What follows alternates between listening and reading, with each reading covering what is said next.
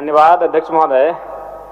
मेरा प्रश्न सीधा था लेकिन बड़ा गोल मटोल जवाब दिया गया है। मेरा प्रश्न था कि क्या यह बात सही है कि किसानों द्वारा खरीदे गए फसलों की राशि का भुगतान किस्तों में किया जाता है, और यदि किस्तों में किया जाता है और भुगतान में देरी होती है तो क्या ब्याज सहित राशि का भुगतान सरकार करेगी? चलिए माननीय मंत्री जी। सर एक बार फिर से सर बता दीजिए। हाँ मंत्री महोदय, मेरा प्रश्न ये है कि जो निर्धारित जयराम जी बट हम बता देते सर किसान को जो आप समर्थन मूल्य देते हैं, समर्थन मूल्य का जो पैसा है अगर देर से अगर विलंब से अगर भुगतान होता है तो क्या उसमें इंटरेस्ट आप देंगे? यही ना ठीक है बोलिए अध्यक्ष महोदय। जी बोलिए। सर निश्चित तौर पर महोदय अगर कहीं लगेगा कि हम लोग क्योंकि किसानों का अगर हक हम लोग मार रहे हैं तो निश्चित तौर पर इंटरेस्ट देंगे महोदय, ऐसी कोई बात नहीं है। मैं कहना चाहता हूँ महोदय जो प्रश्न इन्होंने किया है कि किसानों का प्रथम फेज में जब हम लोग चावल धान लेते हैं महोदय, जब क्रय लेते हैं तो 50% हम लोग देते हैं ऑन द स्पॉट और 50% हम लोग बाद में देते हैं। इसका कारण है महोदय कि अगर हम एक टाइम अगर हम पेमेंट कर देंगे तो बिचौलिए लोग हावी हो जाएंगे, किसान को उसका सही लाभ नहीं मिलेगा महोदय। इसको देखते हुए हम लोगों ने निर्णय लिया है कि पहले हम किसानों को 50% देंगे, उसके बाद महोदय जब धान हमारे जाएगा तो मिल में जाएगा, वहां से जब साफ चावल आएगा महोदय उसके बाद 50% हम लोग दे देंगे महोदय। तो सरकार अच्छा काम करना चाहती है महोदय, हमारी सरकार किसानों की सरकार है महोदय, मुख्यमंत्री जी का सोच यही है महोदय। और जयराम जी।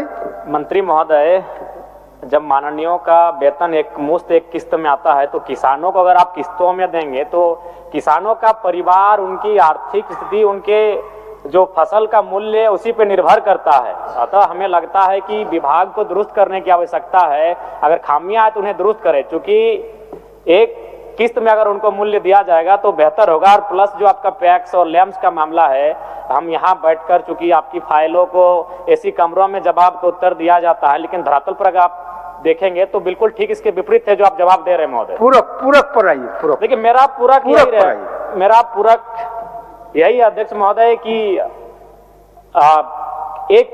एक मुश्त में एक किस्त में सरकार विचार रखती है। सर मैंने कहा ना सर कि हम किसान की जो हित है सर उसको देखते हैं। विधायक जी जो कहना चाह रहे हैं कि एक मुश्त में महोदय, अगर एक मुश्त में देंगे तो महोदय इसमें करप्शन बढ़ेगा महोदय, सभी किसानों को लाभ नहीं मिलेगा। हमारा झारखंड है महोदय, आदिवासी ट्रैवल है महोदय, ये लोग जाएंगे तो वहाँ बिचौलिए लोग लेके जाएंगे, उनका पता चला धान भी दिए पैसा भी नहीं मिला महोदय। तो हम लोग देखते हैं, वेरीफाई करते हैं कि सही जगह मिला कि नहीं मिला पैसा। इसलिए महोदय ये हमने क्राइटेरिया तय किया है। अगर विधायक जी को पर्टिकुलर किसी किसान को चाहिए हेल्प देने के लिए तो मैं उसको दिलवा दूंगा महोदय। ठीक है।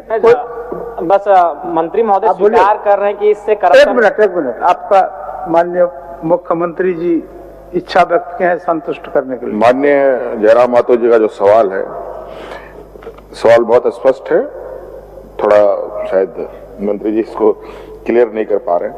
अध्यक्ष महोदय, जो धान क्रय करने का जो प्रक्रिया है राज्य सरकार के अंतर्गत, वो जो उठाव करती है और उसके बदले जो सरकार के माध्यम से किसानों को पैसे दिए जाते हैं, वो इस आधार पर अध्यक्ष महोदय की एक रोटेशन सिस्टम है राज्य के अंदर, राइस मिलों का एक कैपेसिटी है, उस हिसाब से उठाव भी होता है और मिलिंग भी होती है, फिर वो बाजार में आता है या गरीबों में बढ़ता है।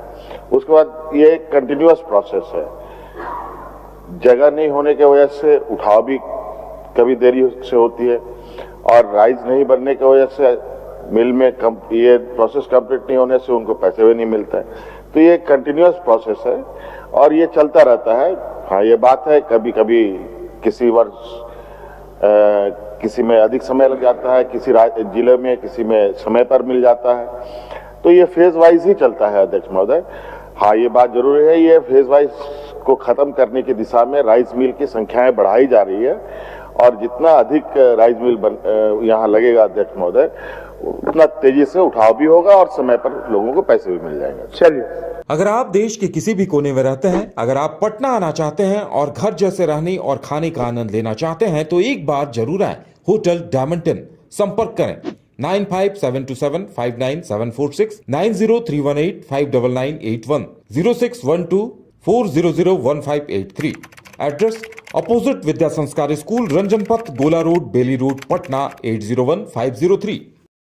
विश्व स्तरीय मेडिकल सुविधाओं से युक्त रांची का देवनिका हॉस्पिटल, जहां है neonatal ICU, burn intensive care unit, modular operation theatre, 24/7 emergency trauma service, multi disciplinary ICUs, emergency care, MRI, CT scan, advance cath lab, fully automated path lab, echo, ultrasound, ultra modular patient beds और pharmacy. Devnika hospital and research centre, किफायती दर पर विश्व स्तरीय इलाज।